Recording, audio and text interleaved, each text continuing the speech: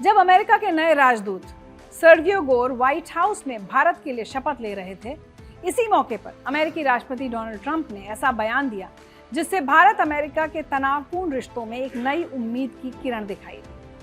Trump ने कहा कि अमेरिका भारत पर लगाए गए भारी भरकम टैरिफ को कम करने वाला है और दोनों देशों के बीच एक फेयर ट्रेड डील यानी निष्पक्ष व्यापार समझौता होने की उम्मीद है।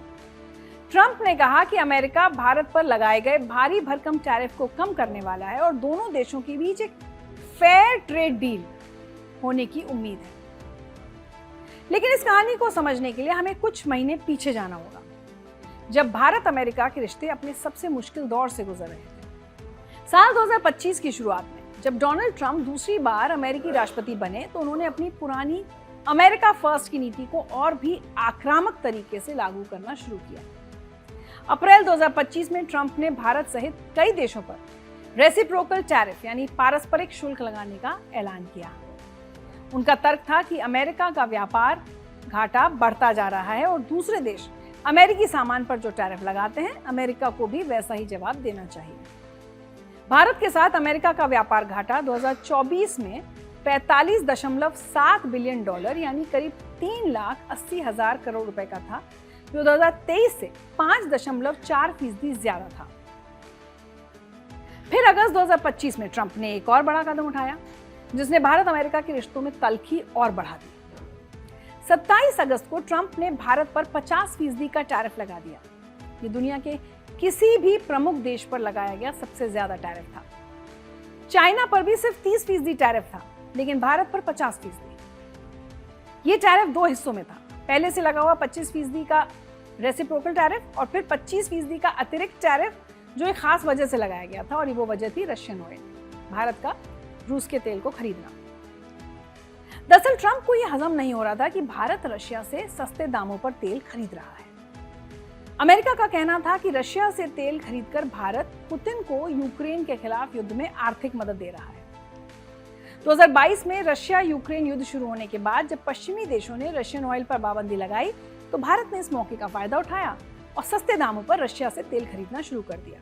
2025 के पहले 9 महीनों में भारत ने औसतन 1.9 मिलियन बैरल प्रतिदिन रशियन ऑयल खरीदा, जो रशिया के कुल तेल एक्सपोर्ट का करीब 40% था। भारत के लिए ये एक व्यावहारिक फैसला था। देश को सस्ते में तेल मिल रहा था, जिससे आम भारतीयों की जेब पर बोझ कम पड़ रहा था। लेकिन अमेरिका के लिए ये बर्दाश्त से बाहर था। ट्रंप के व्यापार सलाहकार पीटर नवारो ने तो यहां तक कह दिया कि भारत यूक्रेन में हो रहे खून खराबे में अपनी भूमिका स्वीकार नहीं करना चाहता। 50% का टैरिफ लगने से भारत की 48 बिलियन डॉलर यानी करीब 4 लाख करोड़ रुपए से ज्यादा के एक्सपोर्ट पर असर पड़ने वाला था। कपड़ा, चमड़ा और केमिकल्स, ये सभी सेक्टर्स खतरे में थे।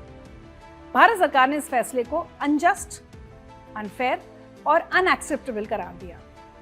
इसके बाद कई हफ्तों तक ट्रंप और भारत के बीच एक अजीब तरह का खेल चलता रहा। अक्टूबर में ट्रंप ने अचानक दावा किया कि प्राइम मिनिस्टर मोदी ने उन्हें फोन पर बताया है कि रूस से अब भारत तेल नहीं खरीदेगा। भारत सरकार ने तुरंत इस दावे को खारिज कर दिया और कहा कि उन्हें ऐसी किसी बातचीत की जानकारी नहीं है। लेकिन ट्रंप ने अपने दावे को 2-3 बार दोहराया। उन्होंने कहा कि अगर भारत रूस से तेल खरीदना बंद नहीं करेगा तो उसे भारी टैरिफ चुकाना पड़ेगा। ये एक दिलचस्प स्थिति थी। ट्रंप कुछ कह रहे थे और भारत उसे नकार रहा था, लेकिन पर्दे के पीछे कुछ और ही हो रहा था। असल में अमेरिकी दबाव और 50% के भारी टैरिफ का असर धीरे धीरे दिखने लगा था।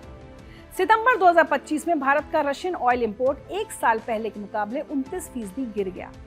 सितंबर 2024 में जहां भारत ने 4,675 मिलियन डॉलर का रशियन ऑयल खरीदा, वहीं सितंबर 2025 में ये घटकर 3,322 मिलियन डॉलर रह गया। इसकी जगह भारत ने सऊदी अरेबिया, यूएई, अमेरिका और कोलंबिया से तेल खरीदा। अक्टूबर में अमेरिका ने रशिया की 2 बड़ी तेल कंपनियों ल्यूकॉयल और रोजनेफ्ट पर प्रतिबंध लगा दिए, जिसके बाद रिलायंस, मैंगलोर रिफाइनरी और एचपीसीएल मित्तल एनर्जी जैसी भारतीय कंपनियों ने रूसी तेल की नई खरीद रोक दी। और फिर आया वो दिन जब सर्गियो गोर भारत के लिए अमेरिकी राजदूत बने। 38 साल के सर्गियो गोर का जीवन खुद में एक दिलचस्प कहानी है। वो असल में सोवियत यूनियन के उज्बेकिस्तान में 1986 में सर्गेई गोरोखोवस्की के नाम से पैदा हुए थे। 1999 में उनका परिवार अमेरिका आ गया उन्होंने जॉर्ज वॉशिंगटन यूनिवर्सिटी से पढ़ाई की और रिपब्लिकन पार्टी में सक्रिय हो गए।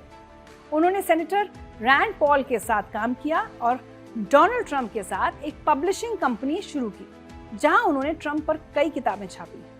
नवंबर 2024 में ट्रंप ने उन्हें व्हाइट हाउस के प्रेसिडेंशियल पर्सनल ऑफिस का डायरेक्टर बनाया और फिर अगस्त 2025 में भारत के लिए राजदूत नामित किया। ट्रंप ने कहा कि सर्गियो ने पहले से ही प्राइम मिनिस्टर मोदी के साथ दोस्ताना रिश्ता बना लिया है। सर्गियो की शपथ ग्रहण समारोह में ट्रंप ने भारत के बारे में बहुत कुछ कहा। उन्होंने भारत को दुनिया की सबसे पुरानी सभ्यताओं में से एक और दुनिया का सबसे बड़ा देश बताया। और फिर आया वो बयान जो सुर्खियों में छा गया। सुनिए ट्रंप ने क्या कहा। You know, we're making a deal with India, a much different deal than we had in the past. So right now they don't love me, but they'll love us again.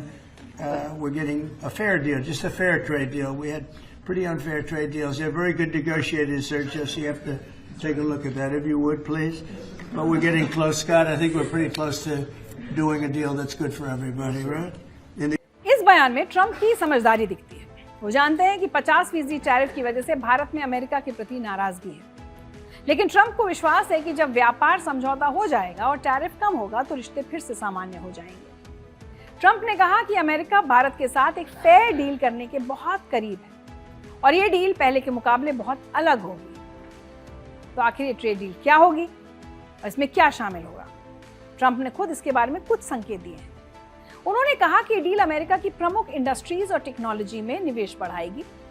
फरवरी 2025 में जब PM Narendra Modi America गए थे, तब दोनों देशों ने energy security partnership पर एक बड़ा समझौता किया था। सिर्फ ऊर्जा ही नहीं, रक्षा सहयोग भी इस डील का बड़ा हिस्सा है। अक्टूबर 2025 में भारत और अमेरिका ने अगले 10 साल के लिए एक रक्षा सहयोग समझौते पर हस्ताक्षर किए। इसमें इंफॉर्मेशन शेयरिंग, टेक्निकल सपोर्ट और रीजनल स्टेबिलिटी पर काम करने की बात कही गई है। अमेरिका भारत को F-35 स्टेल्थ फाइटर जेट देने की संभावना भी तलाश रहा है। फरवरी में हुई बैठक में जैवलिन एंटी टैंक मिसाइल और स्ट्राइकर इन्फेंट्री कॉम्बैट व्हीकल के को प्रोडक्शन की बात हुई है। ये डील दोनों देशों के लिए फायदेमंद हो सकती है। अमेरिका को भारत में निवेश और अपनी ऊर्जा का बाजार मिलेगा। भारत को सस्ते टैरिफ, मॉडर्न वेपन्स और टेक्नोलॉजी मिलेगी। इंडो पैसिफिक एरिया में चाइना को संतुलित करने के लिए ये साझेदारी जरूरी है। लेकिन अब भी कई सवाल बाकी हैं। ट्रंप ने सिर्फ ये कहा कि किसी समय टैरिफ कम किए जाएंगे, लेकिन कब और कितने ये साफ नहीं है। क्या टैरिफ 50 से घटकर 25% होगा या पूरी तरह खत्म हो जाएगा?